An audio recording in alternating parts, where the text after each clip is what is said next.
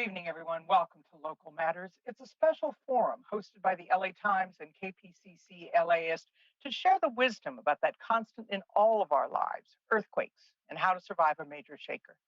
I'm Patt Morrison, the Times columnist, and part of the team that's been working on a recent LA Times project called Unshaken on earthquake readiness and resilience for this part of the world that in the 1970s the truckers called Shaky Town.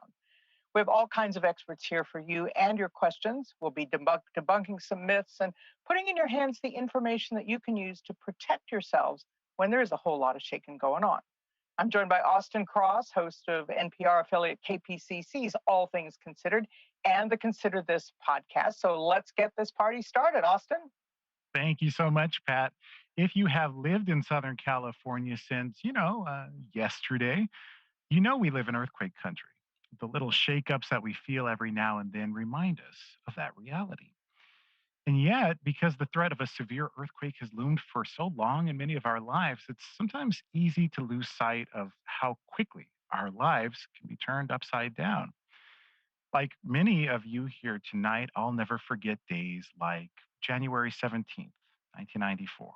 The rumbling, the swaying, the uncertainty, and lots of broken glass.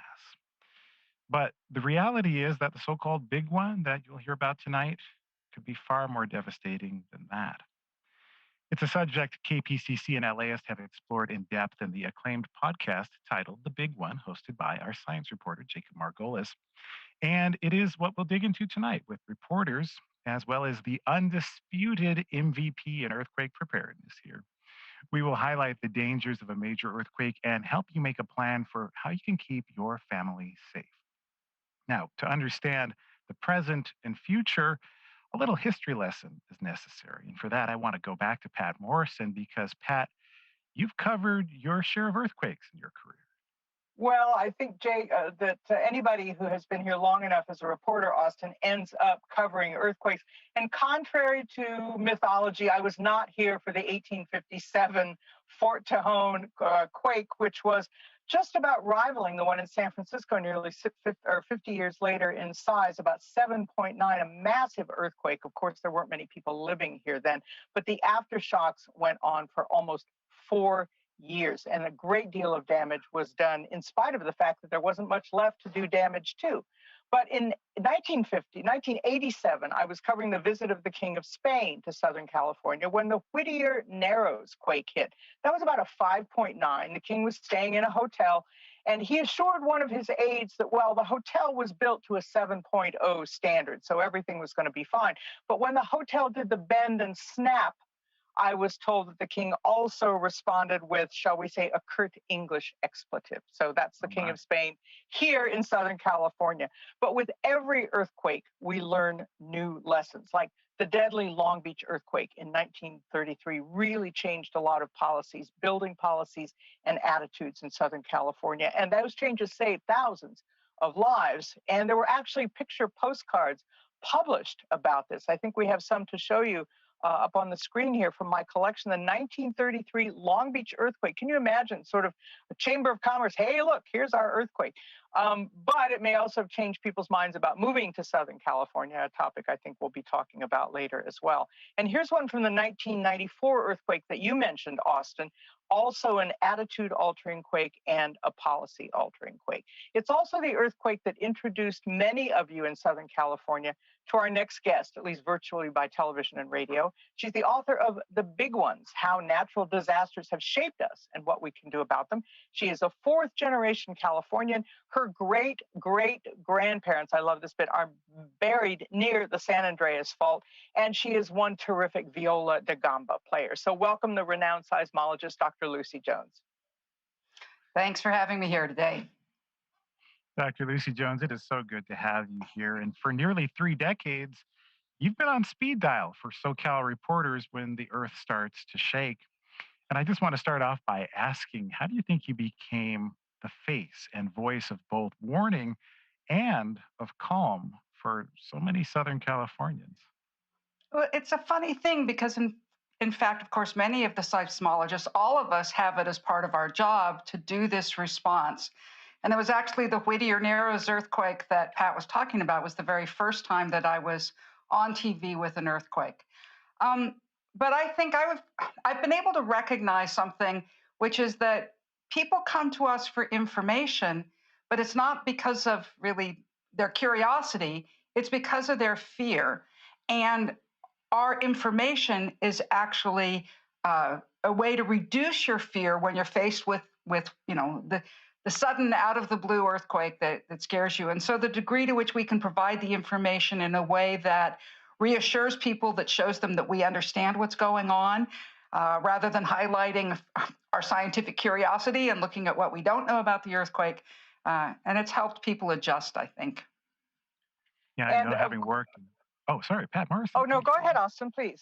Oh, I know having worked in journalism all these years that sometimes fear can add an extra layer of complication to any situation, especially a disaster.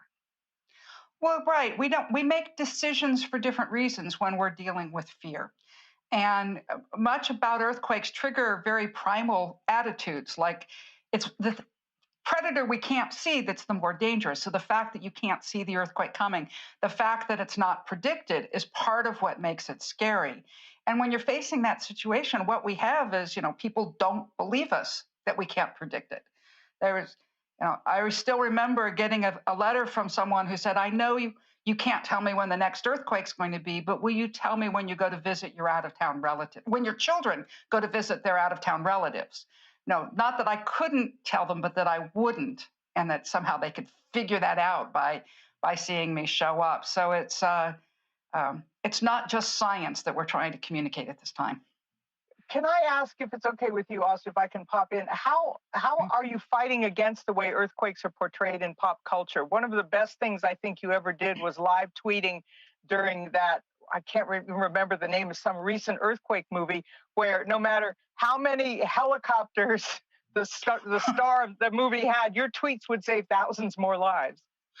Well, thank you. That was actually San Andreas. And thank you. One of the things I should have tweeted is, like, you really think if an LA fireman stole the helicopter to go rescue his own family, he'd still have a job when he got back?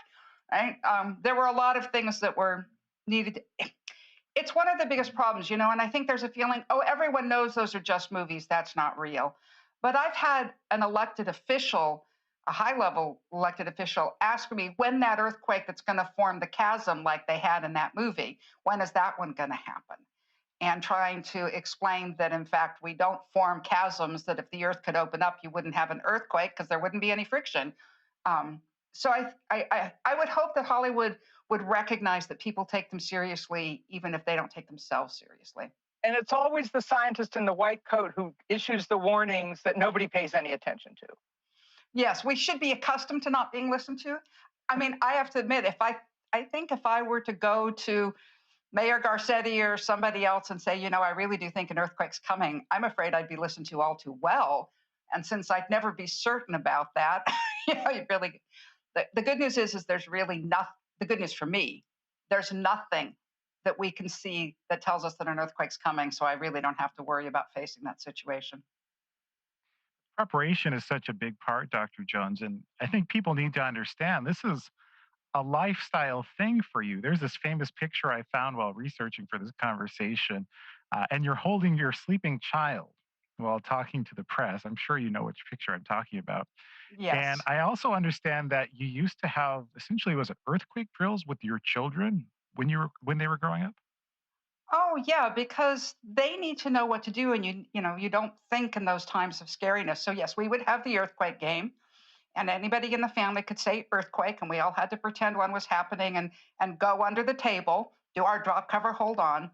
I did have to put limits on it because they found making mommy jump under the table was way too much fun, and it tended to be played a little bit too often. But that's a long time back. That little baby has a baby of his own now. Wow. I want to look at where we are now, Dr. Jones, but right off the top, I think it's important to establish how we know that the big one is on the way. And obviously, the San Andreas Fault will be the star of much of this conversation, but it's research by geologist Carrie C. that helped us realize that a major quake is past due. Can you maybe give us the pamphlet version of what he discovered? Okay, yeah, Carrie was fundamental to what we do here. We have a history of earthquakes. There was one in 1857, but we don't have written records before like 1760. And so when was the one before that? We don't know. Carey came up with the idea of literally digging into the fault and looking at the geology along the fault, like the top 10 feet of the ground, dig a 10-foot deep trench and see where things had been moved. So the San Andreas Fault is a strike slip fault. That means one side is moving sideways compared to the other, and features in the ground get carried along with it. After one earthquake breaks it like that, more sediment gets put in place, and then another earthquake breaks it again. And if we can time the time of the sediments that were broken and the sediments that were not broken, we know that the earthquake had to have been in between that. It became called paleoseismology. Carey created it for his PhD thesis. He got a professorship at Caltech on the basis of it, and has proceeded to train many other scientists that continue to do that. So there we can get the history of the fault. The San Andreas is there. It's we aren't stopping plate tectonics. And when you dig in, like in the last 10 earthquakes, they've averaged about 100 years apart. And some of them are less than 50 years apart. One of them's more than 300 years apart. So we know the earthquake is absolutely inevitable. On average, once every 100 years, every year has a 1% chance. But the time since the last earthquake doesn't matter very much. So the fact that it's been 160 years up in the northern part of the fault, or 300 years down in the southern part of the fault, we still have about a 1% chance per year of having that earthquake. Because if I can jump in, Austin, the general feeling is that if there's an earthquake somewhere, it relieves the pressure for all of us. The little earthquake, for example, on the west side, I think it was yesterday, and we all feel a little better. But it doesn't work that way exactly. It doesn't. One of the most consistent feature of earthquakes is what's called the B value, which means that for every earthquake of some size, they say for every magnitude 7, we will have 10 magnitude 6s and 100 magnitude 5s and 1,000 magnitude 4s and 10,000 magnitude 3s. So those 7s don't happen very often, but every time we get a 3, we're accumulating that number. And at some point, we've got to have that 7 to balance out that ratio, because that is the constant of earthquakes. And so it's worse. It's worse, yes, actually. I like to put it that when you have a lot of earthquakes, you tend to have a lot of earthquakes. Well, and so that leads us to now, actually, because fresh on the heels of one other major disaster, many of us maybe might have a little bit more headspace to think about the faults that are locked and loaded all around us. What do you think we've been neglecting, Dr. Jones, as a region while our attention has been focused on COVID-19? Well, right. COVID-19 really, that's a disaster bigger than what the earthquake's going to do. More Southern Californians died from the pandemic than will die for the earthquake. I think we need to remember that. It doesn't feel like it because the earthquake is very sudden. But if we really look at what we're dealing with, think about how existing inequalities, existing trouble in our economic systems were exacerbated by the pandemic. And I think the big lesson that we should take from this is that our systems, whether they're physical systems or human systems, fail where they are already weak. And if we have a struggling economy and then hit it with the earthquake, we're going to be a lot more, suffer a lot more than if we have the resources to rebuild. So when you think about getting ready for the earthquake, it's not just have a kit. It really is, do you have a community that's working together? Well, now for a look at where we stand on major quake issues, I'm going to pass it back to Patt Morrison.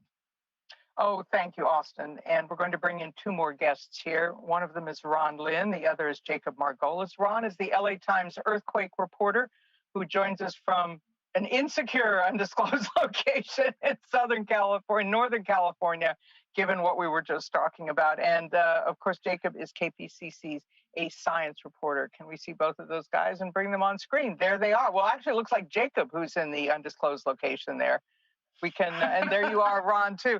So thank you both guys for joining us. And what we were talking about is where we stand on some of these major quake issues. If we were to have a report card or a checklist. We have the Olympics coming up in Los Angeles in 2028. Homelessness is looking us in the face every day. We are just starting to recover from the pandemic that Austin was talking about.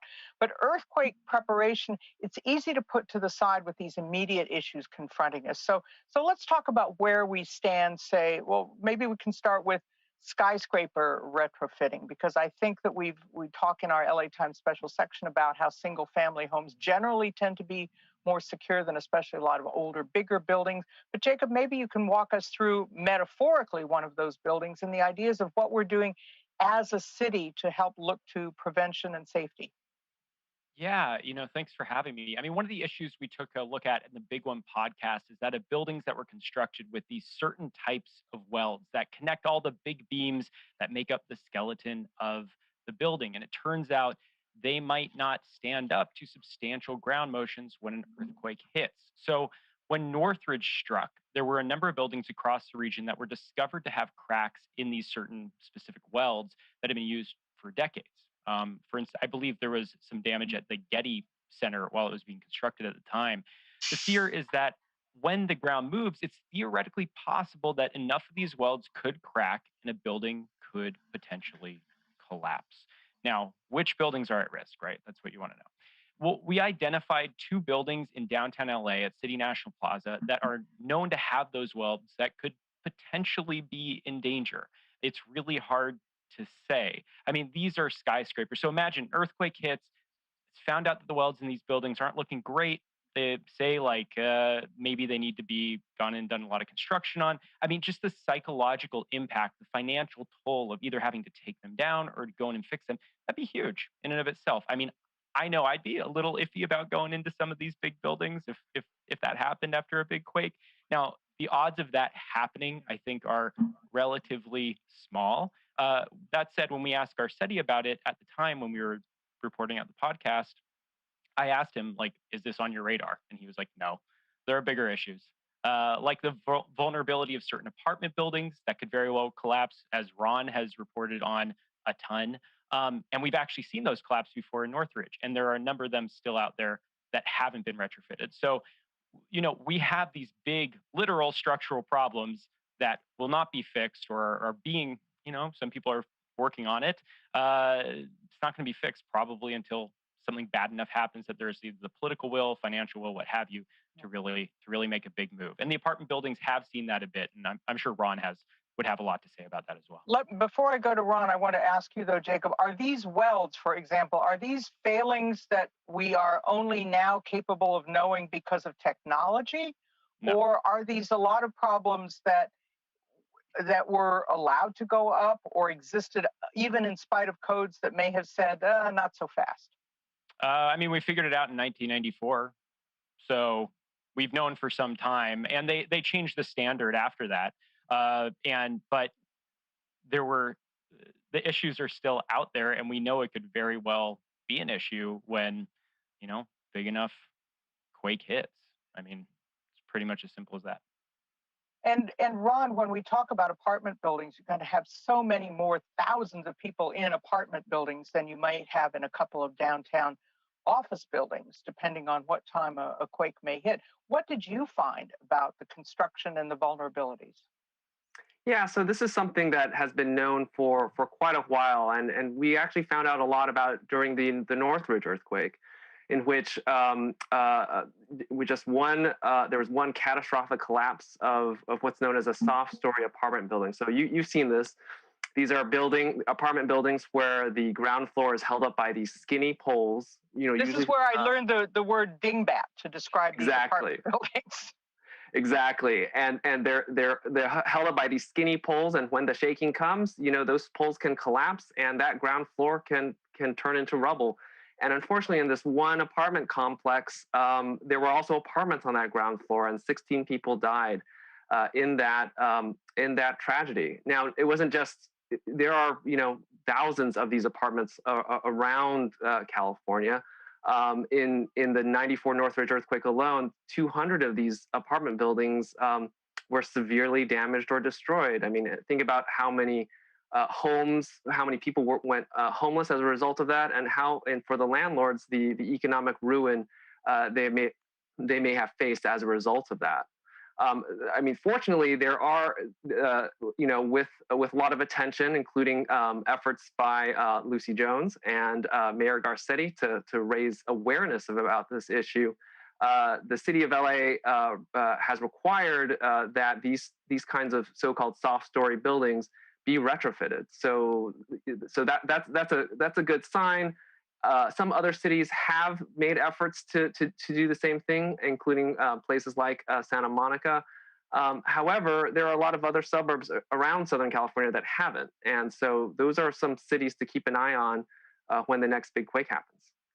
And Ron, I think I also read about cities that have rolled back their seismic requirements because they got lobbied, frankly, by people who said it's too expensive.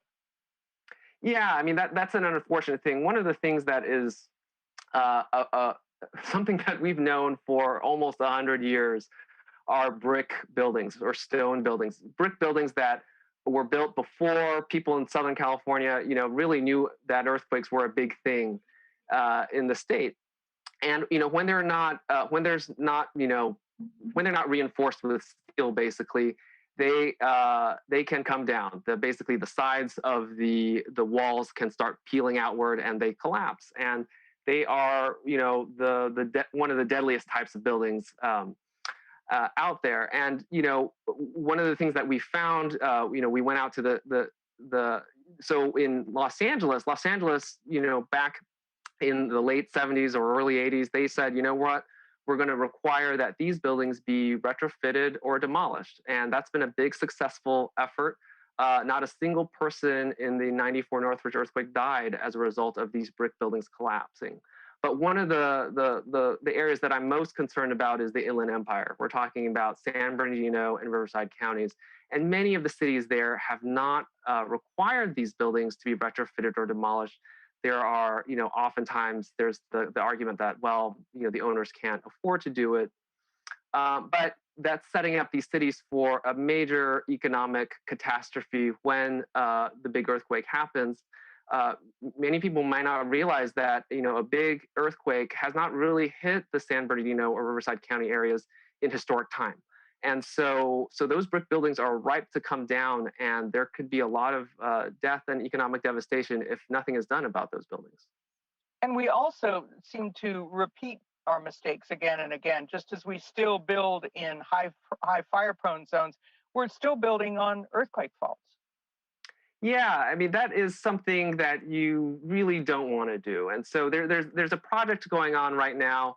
It's been going on for more than a decade now. It's called the Hollywood Center Project, and the developer is proposing these skyscrapers of 46 and 35 stories tall, and alongside it are these senior low-income towers for senior residents that would each stand 11 stories tall. The problem is, if you talk to the scientists at the California Geological Survey, this is the state agency that's the gold standard scientific authority on where faults are in California. They're saying, you know what, the Hollywood fault runs directly underneath the site. And the site, I mean, this is the site of, right alongside the Capitol Records building near Hollywood and Vine. The developer has disputed this, and the city has ordered a trench to be dug at the site to really figure out what's going on. But you can see why this would be a big concern. Imagine putting an entire foundation of a skyscraper on both sides of the fault. That means when that fault goes, one side of the foundation is going to go one way, and one side of the foundation is going to go the other way. And that's going to set up a recipe for a catastrophic collapse of a skyscraper that no one wants to see. Lucy, that does sound like a cinematic effect. Well, it's also illegal. I mean, that we do have a law in the state of California called the Alcos-Priello Act that you're not allowed to build a multi-story building on an active fault. The problem comes in of how do you define exactly where the active fault is. But as Ron said, the California Geological Survey are the experts. They're the implementers of the law. But the way it's set up, it ends up being the local building department's decision as to whether to do this, which to me is a surprise. I think it's pretty straightforward when CGS says there's a fault there. There's a fault there, and go look at the Capitol Records building. You notice how the road goes like this, right where it is? That's the fault scar. In some previous earthquake, one side moved up compared to the other. In a couple of minutes, again. in a couple of minutes, Austin and I will talk to Lucy about mental health issues. Certainly something we've grappled with the pandemic. But right now, I would like to ask Jacob. We hear in other countries that have early warning systems for earthquakes, and as Lucy was saying, people expect there to be early warning systems, maybe because they've seen it in the movies. Is California, is Southern California in particular, lagging behind some of the technology and the systems that could help us out here? I mean, maybe Lucy and Ron feel a little bit different than I do about this, but I think we're doing a pretty good job. And so to explain to people what these are, basically there's a bunch of sensors that have been installed in the ground all across the state. And when, say, the San Andreas fault slips, at the very, very, very beginning of the earthquake, these sensors basically pick up the waves, and faster than the waves can travel through the earth, hopefully, it transmits to us here in LA or in other areas, like a heads up that something's coming. And, that can have a huge benefit. You could get under your desk. You could pull over to the side of the road. I mean, if it was, the part that would be great is if it was even more integrated into society. So maybe, I don't know how this exactly would work, but maybe surgeries would stop, trains would slow down, which I know we do see in other countries. Just so that everybody could prepare and be alerted that when a massive shaking is about to start. So these alerts do come through the cell network as well. So I don't know, maybe if we're, I shouldn't say this, but we're having a really bad fire season ahead. Maybe there's some power shutoffs going on. The cell network's down for one reason or another, and then we don't get a heads up, and that would be bad. And I don't really have a solution for that. But, I don't think that's usually the case. Can I offer? I mean, I think technically we're doing it. It's the seismic network that I worked on for all those years at the USGS and Caltech. It's the same thing that tells us there's an earthquake at all, and we're just doing it so much more quickly. I think our biggest problem is in the implementation of it, is the distribution of the information to the end users. Jacob talked about going through the cell system. Well, that can add many seconds of delay, and you're now getting the message after the earthquake's already begun. And I think we've also fallen back a bit on how we really educate people about how to receive the information. So the scientists have done their part. I feel like we really need to work at that social implementation part a little more carefully to make sure that people can get the information. We do it most efficiently. And as Jacob was saying, integrating it into, set up so there are alarms in the operating room. We could be doing that right now with a simple installation of an alarm in an operating room. Ideally, Dr. Jones, sorry to interrupt there, Pat. No, go ahead, Austin.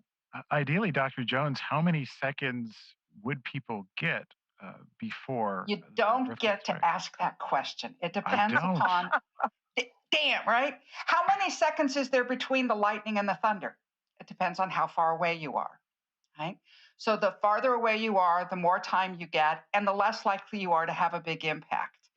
So mostly if you're close enough to really have a lot of damage, you get a very small amount of time. And the most efficient use of this is in automatic systems. An automatic system that shuts down the handling of toxic materials could make a huge difference with just a second or two. The farther away you are, the more time you get. The one exception is the biggest earthquakes are big because they're on a long fault. So you could be having be right on top of the magnitude 7.5 and potentially have a minute warning that there's an earthquake on the San Andreas. What you don't know is whether it's going to grow to be the one that comes through your place. So it's one of those. It's like a Heisenberg's uncertainty principle. The closer you are, the less time you get. The more time you get, the more accurate it is. The longer it takes, the more accurate it is. So, it's likely that we'll have a message, an earthquake on the San Andreas, that's a 6, because in 3 seconds, all you've got is a 6. To be a 7, it has to go on for 30 seconds. So maybe 30 seconds later, you get a message, this earthquake's grown to at least 7.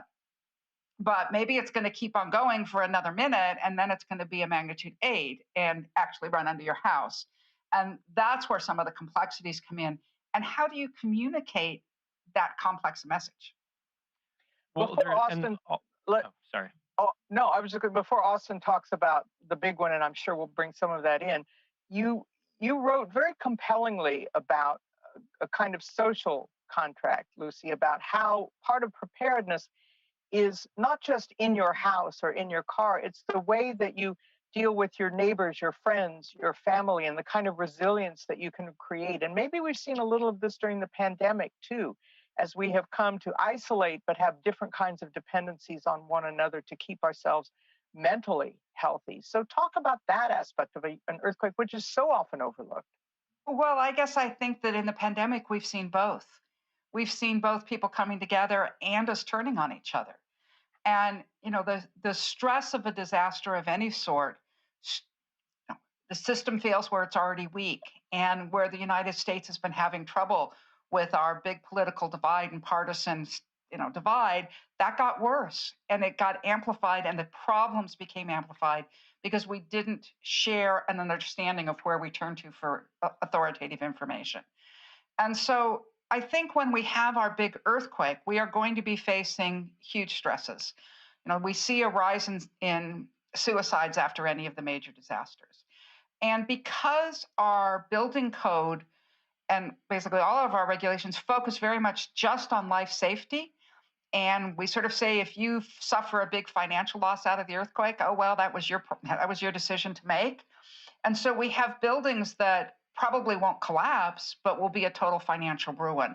And then we're going to be seeing a huge number of bankruptcies. And what's the mental health challenge of that? And it gets back to study after study has shown that societies, communities with a greater social engagement, with a higher degree of what the social scientists call social capital, connections between each other. More social capital is a better outcome mentally and economically in any big disaster. So, Austin, why don't you talk about some of those aspects of the big one? Sure thing, Pat. With all of that in mind, there's a big question here. It's what would happen if a major quake hit, say, tomorrow? And that's actually a scene that we try to lay out in the podcast, The Big One, hosted by Jacob Margolis here. So it is fitting that I should put this question first to you, Jacob. What can we expect? Yeah, we did a lot of research, looking into this question for our podcast, which was called the Big One Year Survival Guide. And we wanted people to get a sense of what a big one could sound like and what it could feel like. So let's take a minute. I would love to listen to what happens when major shaking from a massive earthquake on the San Andreas Fault hits LA. The first S wave comes in about 75 seconds after the beginning of the earthquake. That's the second wave, and you feel the ground shake harder and harder. You can't outrun it. You dive under a table and hold on.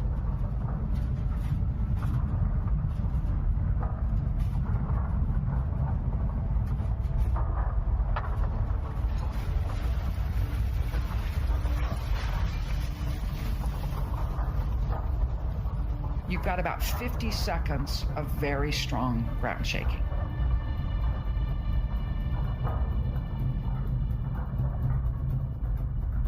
So if people try to run out of Union Station, they are likely to be thrown to the ground and break their legs, sprain their ankles, or they make it to the outside of the building as objects on the outside collapse onto them. Definitely there will be the perception that the ground is literally waving in front of you.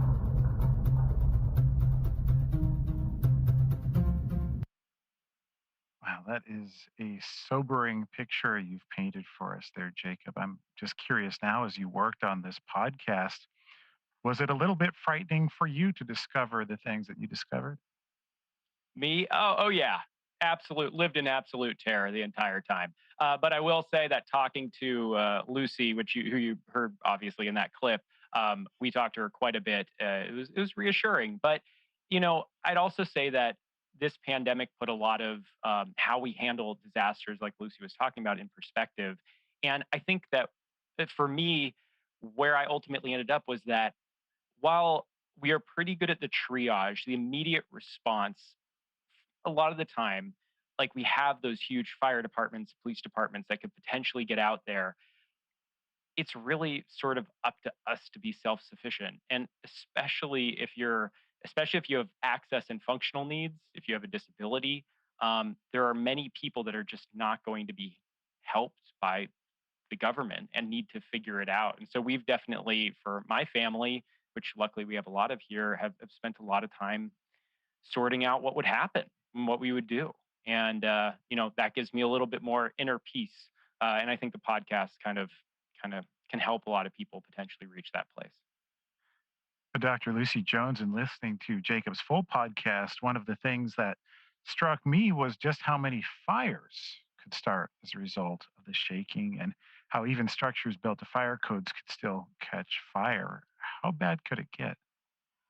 That was, to me, the biggest shock when we did the big study of the San Andreas earthquake. Was the fire modeling showed that both the fatalities and the financial losses, economic losses from the fire would be as large as from the earthquake itself.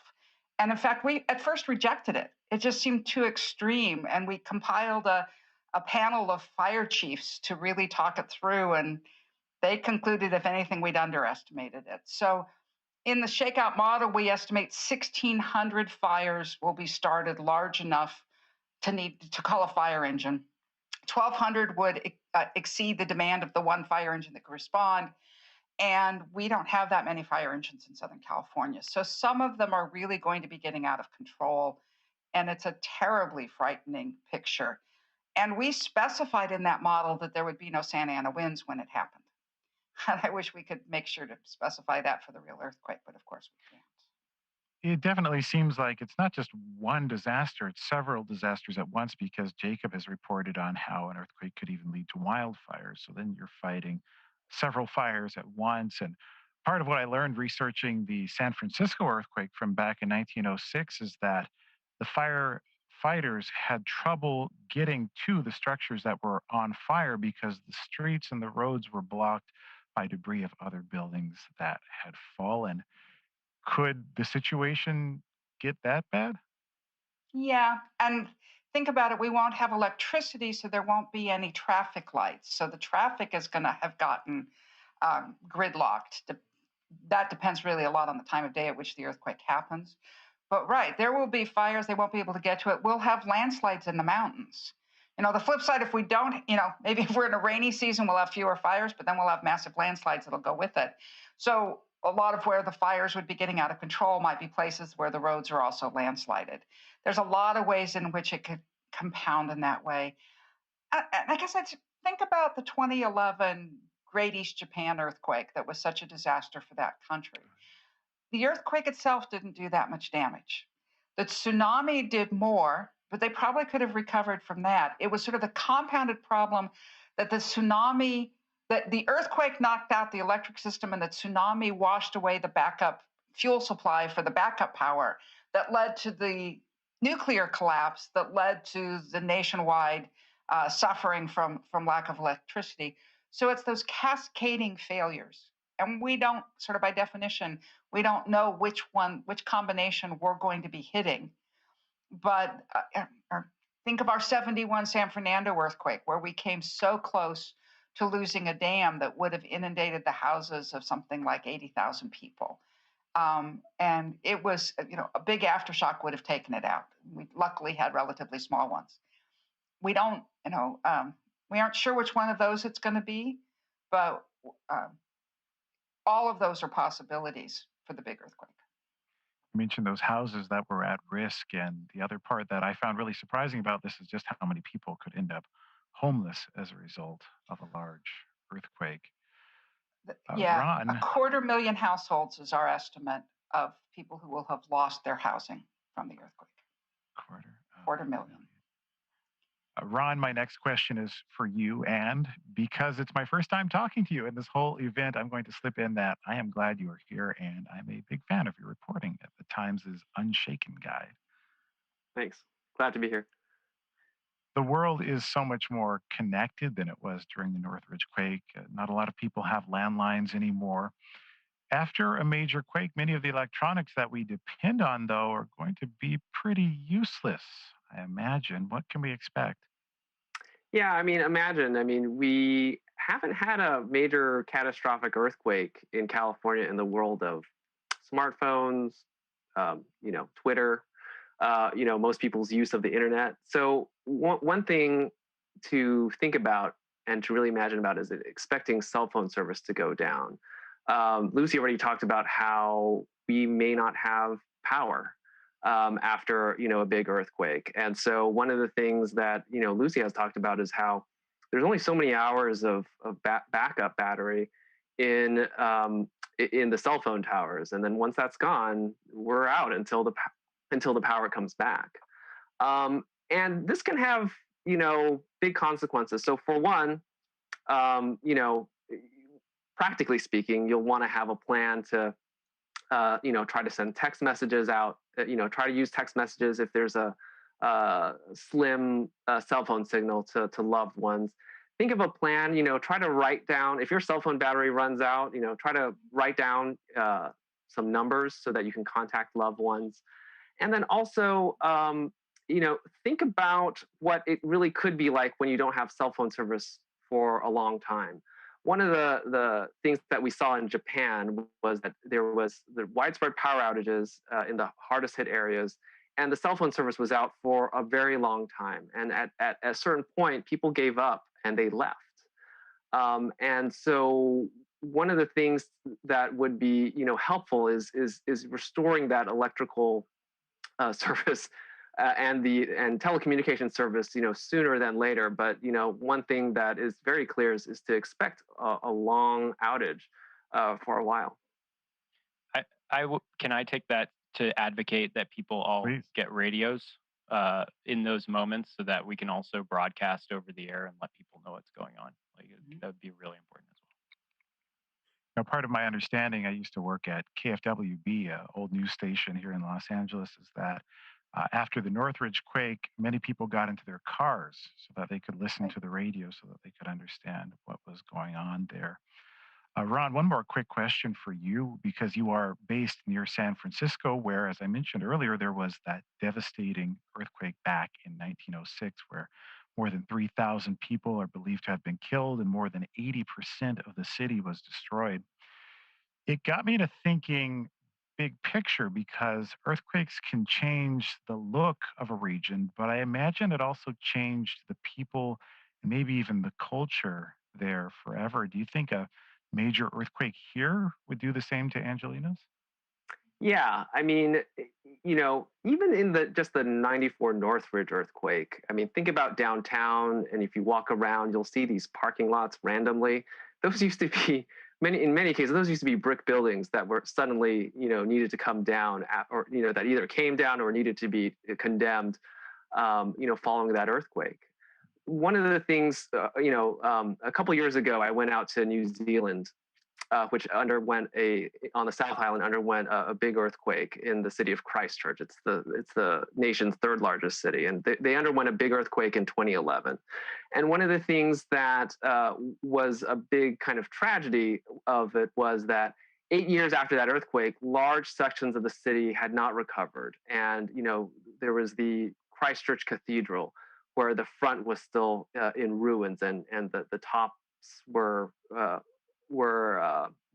pigeon roosts, and big projects intended to get the city back in service, for example, a recreation center or a convention center, they still weren't done.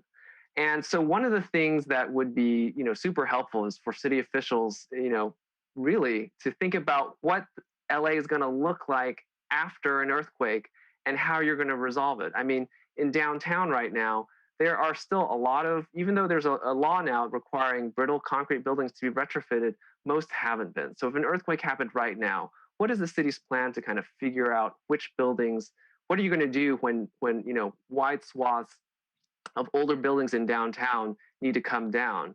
Can you create a system, a way of reimagining the city quickly so you can get the city back up and running?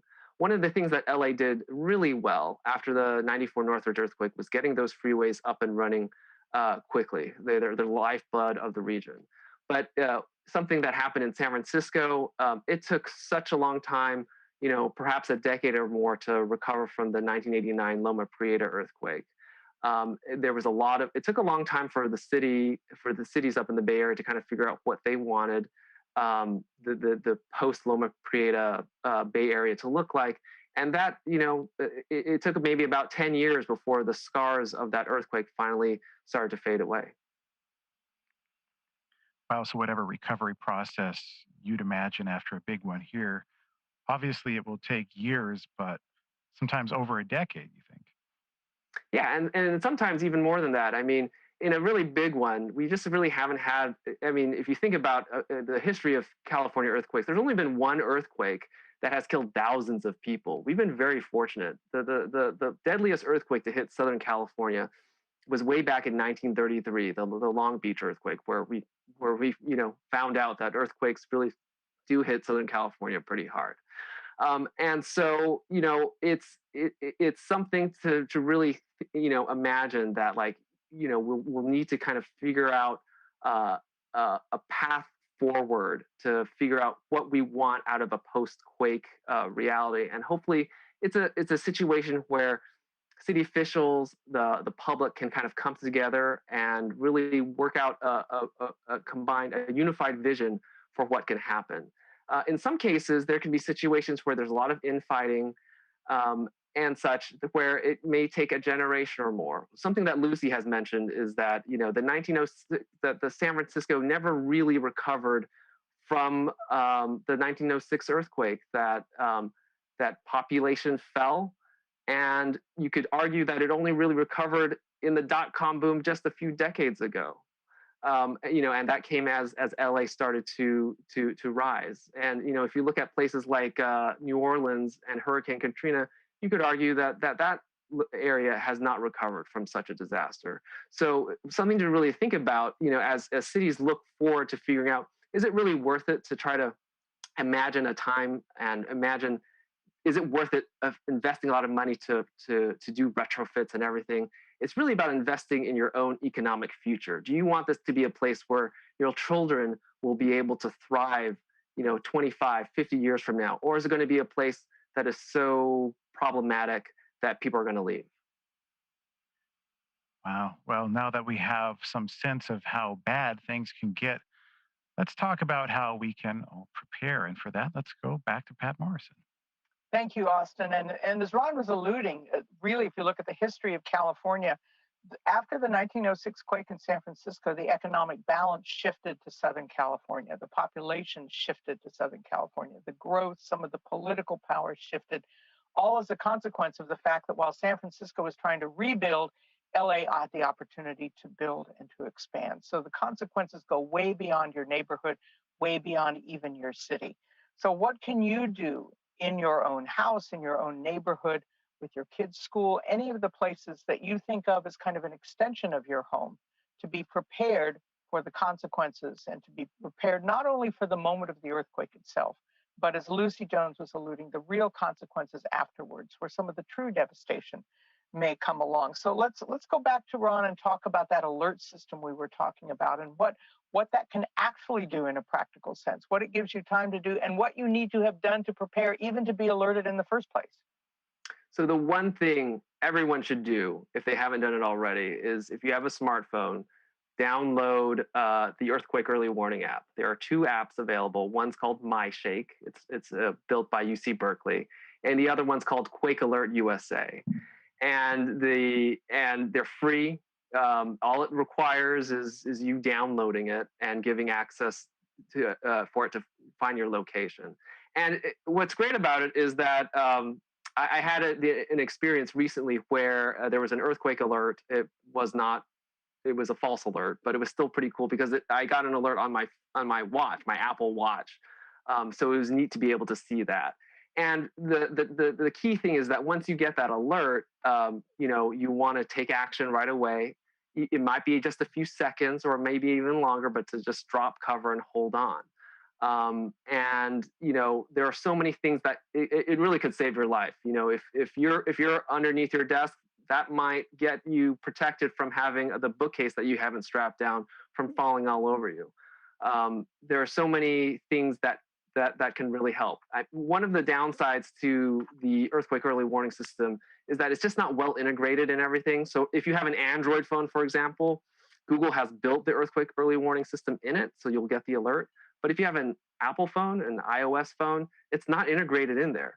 So you have to take your own action to download that app so you'll get that warning. So preparation comes at every level. In 2008, the actress Helen Hunt, who won an Oscar, said She learned to keep her Oscar on her shelf above her desk. So if there's another earthquake in California, I'll be killed by my own Academy Award. She's thinking of her obituary, and yes, and that far ahead. But Lucy, one of the things that comes up again and again, I know we'll get a question about it, so we can deal with it now, is what you do during the quake. So many people think, oh, you go stand in a doorway. That's the thing to do, which is a myth that's more than 100 years old.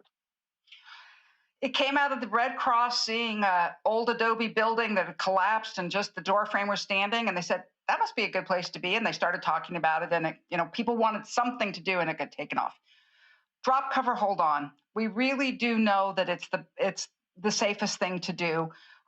Almost certainly your house is not collapsing, but almost certainly things are going to be thrown around your house. So being under a sturdy table helps protect you. If it actually did collapse, we've seen a lot of places where we get void spaces where people can be protected. You don't want to try and run a long ways to get to a table. If you don't have one nearby, crouch by an interior wall, at least get away from windows, broken glass, and don't use glass-covered pictures in your hallway because you have to go through there to get out. But yeah, drop, cover, hold on. We know it's the safest. It's not emotionally what we want to do. We want to get outside, but it's very difficult to run in a big earthquake. If it's big enough to hurt your house, you can't run in it. And Ron, we also in the Unshaken series talked about earthquake kits, and there's sort of the Goldilocks, small, medium, large. There's all kinds of options. You could build your house exclusively for earthquake preparation if that's what you chose to do. But most people will try to find a happy medium. Can you talk about where that happy medium is between sort of complete paranoia and just sort of hunkering down and getting ready but living your life?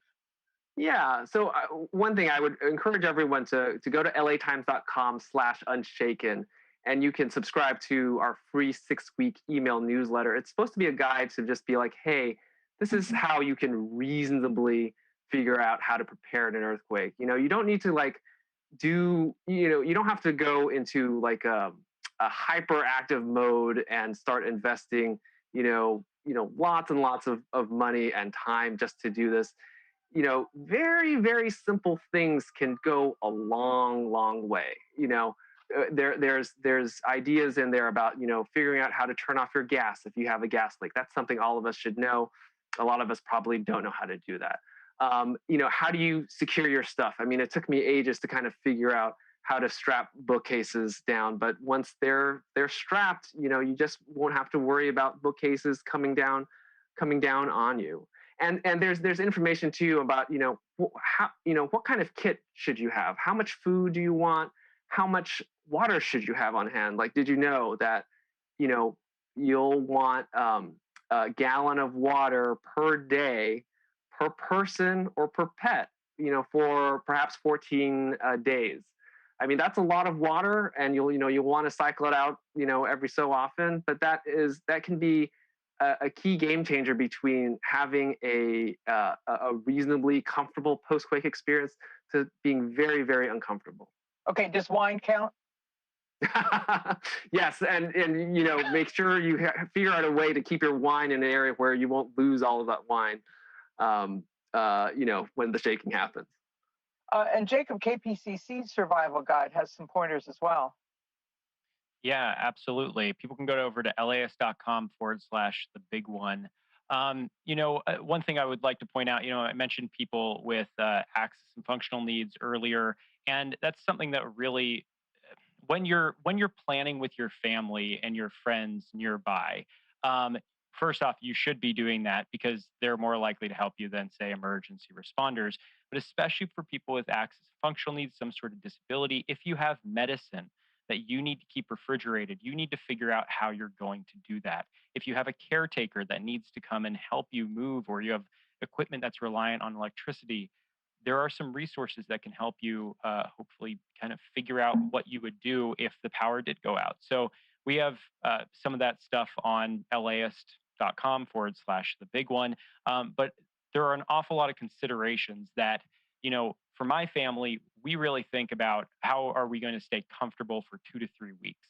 And that's what we have been working towards since we published the big one, since before we published the big one. So it's an ongoing thing that I know we're working on. And so if you feel bad that you haven't completed and you have your perfect like earthquake setup going on, don't.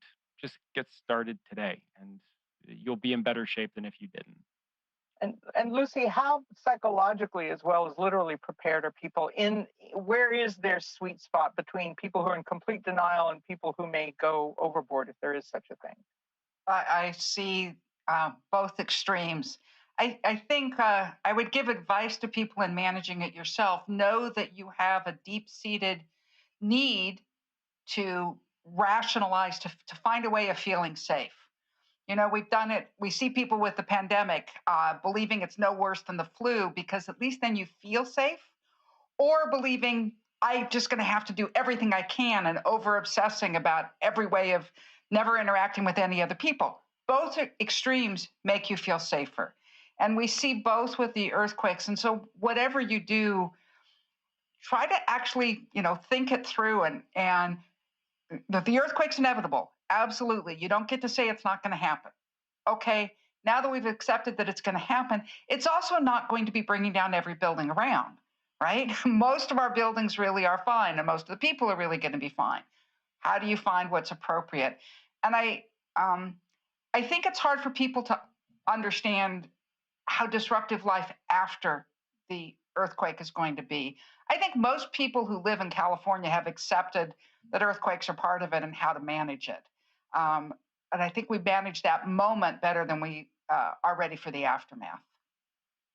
So we've been talking for a while, so let's start hearing from you with your questions and your responses and your perceptions about what it is you've been hearing from us and your own choices about how you choose to live in earthquake country and to prepare for them.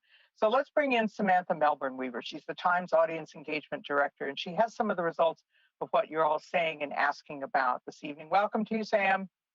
Thank you, Pat. Yes, we sent out some polls and we've been chatting with our audience members today.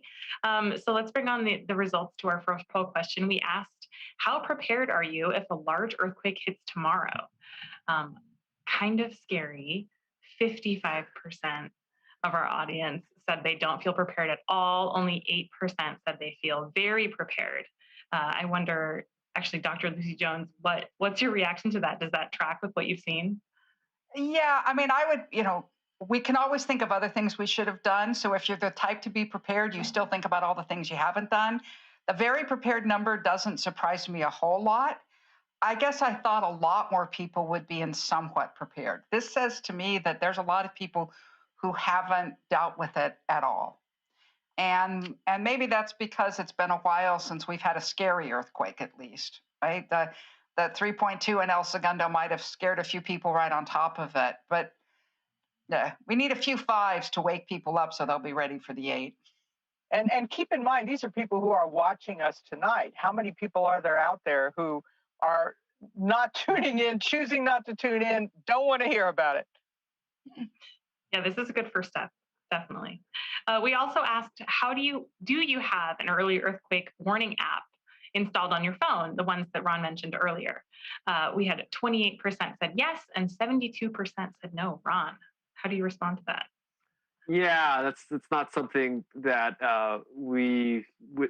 is promising, and it just shows how maybe there should be more efforts out there to try to figure out can we get more advertising out there to get people to download the app? Is there a way to try to automatically integrate the earthquake early warning system into the iOS app? And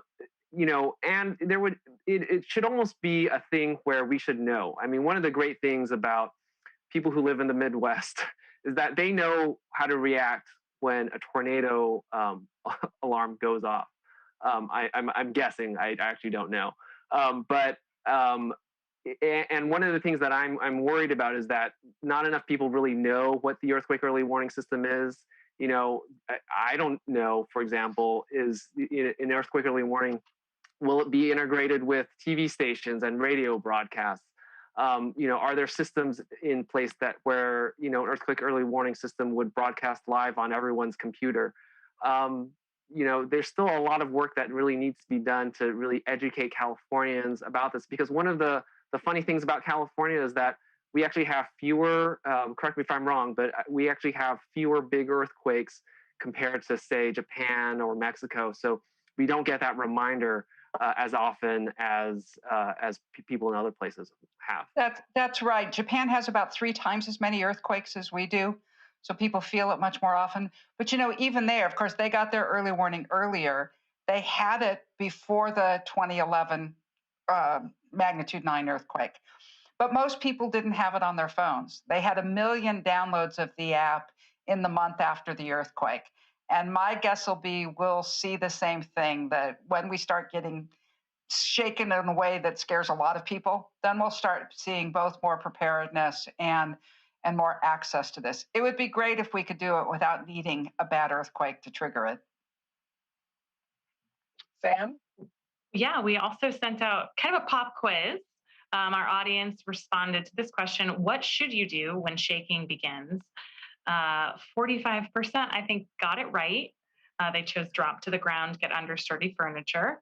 14% said run outside. 34% said stand in a door frame. 8% are not sure. Hopefully, after watching, they are now sure. That is depressing. Give up on the door frame, please. That is depressing. So there are entire state campaigns promoting to get under, to drop cover and hold on. Maybe we should try to have like a drill about it or something. Yeah, I don't know. Maybe you should line it up once a year. I think if Dwayne "The Rock" Johnson did a lot of PSAs about this, things would be very different. They did drop cover and hold on in that movie too. They did. They actually did it. No. He did PSAs.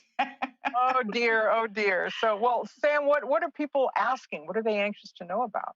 Yeah, some of our audience members sent in a couple questions. We'll cycle through them pretty quickly. We had 2 that were pretty related. They're about how to protect your loved ones. So Tamara asked us, my parents are elderly and have some mobility issues. How can I help them prepare? And then Joseph followed up with, I have a beautiful Spaniel Terrier mix that is important to me as anyone in my family. What do I need to do for her? Both excellent questions. Who wants to take one of those and then the other? Make sure that you have dog food and water for the dog in your supplies. You're not evacuating. This is a no-notice event. You're going to be in your house. And it's interesting. Dogs seem to accept shaking a lot more. Cats all disappear for the next 2 weeks. So your dog's probably there to help take care of you after the earthquake as well. Someone else want to pick up the parents? Yeah, I think Jacob touched on that. Well, I would say for your parents, it depends on a lot of different factors. Like, I don't know if they're on the second story, if they're in a tall apartment building. I mean, what you need to work on is who is going to potentially go get them after the shaking stops. I don't know if you live with them, or who is going to come help you potentially move them if the building is not safe. If the building is safe and you have all the proper supplies and whatnot, then of course you can hunker down. And that is the good thing about quakes, is that a lot of the time you can hunker down. But in addition to that, like I mentioned, medicines, any other, if they do have battery powered wheelchairs or, I don't know, breathing apparatus or anything like that, consider, if you can, getting a generator. Hopefully that's going to be a little difficult in an apartment, but especially if you are in a house. Sorry, if I knew more about the specific circumstance, I'd give specific advice for that. But these are all different things that you should imagine that an earthquake hit tomorrow, and imagine what you're going to have to walk through for the next 2 weeks. And that's going to be power outage, potentially water out, not be able to get to the grocery store for food necessarily, and possibly having to provide some level of first aid to your parents as well. And if you walk through that in excruciating detail, I'm sure you will be able to figure something out. And Jacob, do you know if many? Oh, sorry. Go ahead, Austin. I'm sorry. Jacob, do you know if many assisted living facilities have plans in place for the elderly if they're taking care of them and an earthquake happens? I think that is a really good question that is worth exploring. Lucy or Ron, do you know? I mean, I believe they have to have some sort of contingency plan. There's a very limited amount that's really required. There is some. I actually consider it a sign of a good assisted living facility if they've really thought it through and are trying to help them. I have an aunt in assisted living, and they have regular drills, and they talk it through, and they participate in the shakeout, and all of that. I think it shows that it's a place that cares. It is definitely put in a call to, if you have a family member in an assisted living facility, put in a call to them and ask. I mean, if you remember what happened, especially during some of the hurricanes down in Texas, people were all but abandoned. And so you should also have a contingency plan to hopefully go or have someone go and help your family member, which, we need to do a better job supporting people, especially that obviously need the most help in this country. And we do a very bad job, and people are always surprised by that. I'd like to make 2 points out of this. One is that if you call and ask the assisted living facility if they're doing it, that's going to make them think that this matters to people. Just that, ask your landlord if he has earthquake insurance, or or has he done the retrofitting? Ask the assisted living how they plan for this. All of that says this is something that matters to people. And I think that is really one of the more important things that we can do I think there was a time, I would say that when I was growing up in Los Angeles, we all knew we had earthquakes, but you didn't talk about it because it was sort of admitting there was like a downside to California, and we didn't want to say that. But if we admit it and really talk about it, that's how we're going to help each other.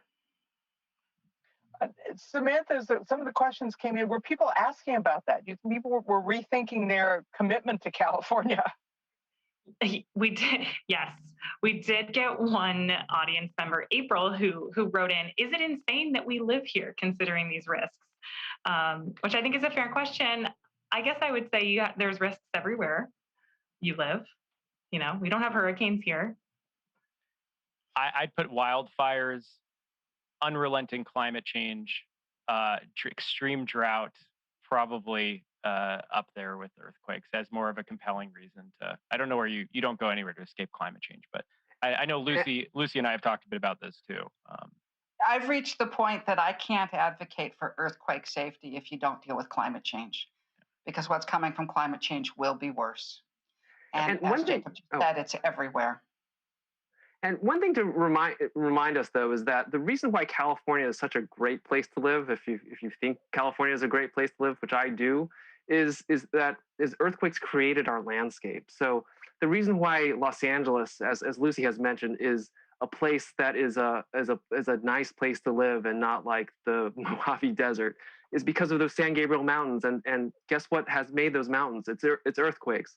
It's earthquakes that created the oil reserves that gave LA its economic boost early in its career, in its historic time.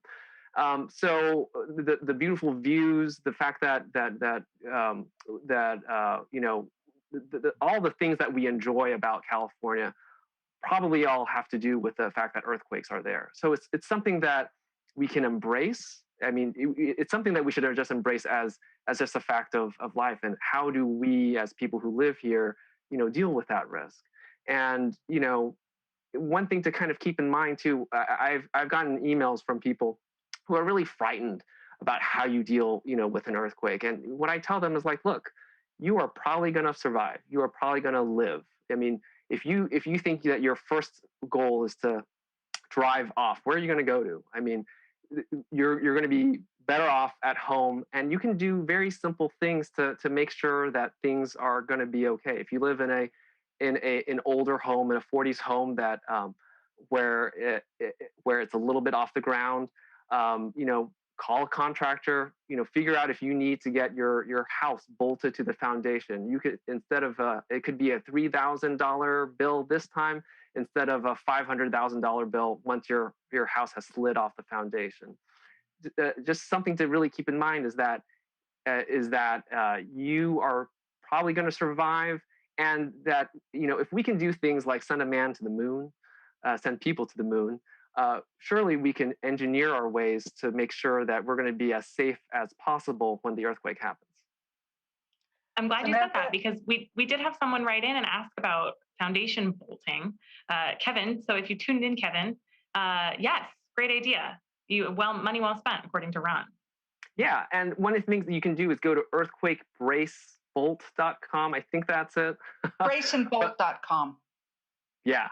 And, the state has, for many zip codes in California, the state is offering, an organization affiliated with the state is offering free money, free grants of a few thousands of dollars to get homes bolted to the foundation. That is one of the things that can keep a family so much more financially whole after an earthquake. I interviewed homeowners in Napa where they found out, unfortunately, that they lived, right on top of an earthquake fault, and their foundations broke, and they worked too. I went to a home side by side, a home that had retrofitted its foundation and a home that didn't. And the retrofit worked, and the people who didn't retrofit it, they were in a lot of problems. Another thing to consider, do some research on earthquake home insurance. If you're a homeowner, there's something called the California Earthquake Authority. Do a little research to see how much it might cost and whether it makes sense for you. Because again, that mortgage is going to come due no matter if your home is there or not. And doing a little bit of research can kind of help you envision your financial future, your family's financial future. Samantha, what else? Oh, I'm sorry. Go ahead, Lucy. I just wanted to sort of put a bow on everything Ron's just said in that, and it's about the risks. We are inordinately afraid of dying in an earthquake, even though our freeways are far more dangerous. And in fact, you're far more likely to be murdered in California than to die in an earthquake. We are insufficiently afraid of being bankrupted by the earthquake. And everything that Ron just said is about how to protect yourself financially. And people commit suicide when they go bankrupt. It's as much a life safety issue as anything of directly being hit. Samantha, got anything else for us? Yeah, I've got a couple quick questions, and then I've got a fun surprise. People are wondering, especially Bill, thank you for writing this in, Bill, where should we stash our earthquake provisions? I'm assuming that they should not be in the house, but outside the house in a secure container? I keep mine in my house because the chances of my house coming down are very slight. And this way I make sure they get refreshed. If you put them outside in the container, you've got a much bigger issue that they're probably going to be bad by the time you need them. And what you definitely don't want to do is put them in the garage somewhere where it's crowded out by other things and it's totally forgotten and you can't get to it after an earthquake happens. And our last question before our lightning round, Christine asks, what should I consider when buying a house in an earthquake-prone area? Do you have any tips for Christine? I've actually helped a couple of friends. Start with going to the California Geological Survey. They will show you your proximity to a major fault. I'm willing to live near faults. I can't live in Southern California without that. I do not live on top of a fault, right? You can find that information at CGS. Equally, you can look and see whether or not you are at risk from landslides. They call it earthquake hazards. It's one of the triggered hazards. And of course, there's plenty of other things that can bring down the hillsides. So I'd say go look at those sites, keep away from those. And if it's an older house, make sure it's been retrofitted or do it yourself when you buy it. Oh, Samantha, you talked about a lightning round. We've been talking about surprises all night. This better be a good one. So we had a bunch of audience members write in with some myth-related questions, writing in to see, I heard this from someone, is it true? So I thought we could run through a couple of them. We'll just ask really quick, shout out your answer, offer a quick explanation. We've got like 5 or 6 of these, so everyone get ready. It's like a game show time. So really quick, Sonia Gutierrez asks, is it true that it's recommended for people to go up a building and not down when an earthquake is happening? No, that's the advice during a tsunami. Vertical evacuation, they call it. That doesn't apply to earthquakes. That's a myth. That's a myth. All right, next one. I live in a 1-story condo with a heavy tile roof built in the 70s. Is it better to stay inside or outside during a quake?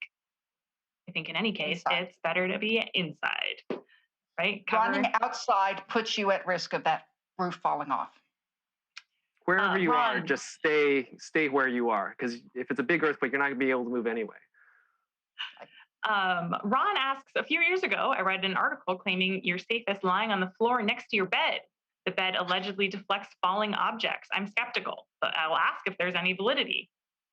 One of the biggest cons out there called the triangle of life, and it's literally a con.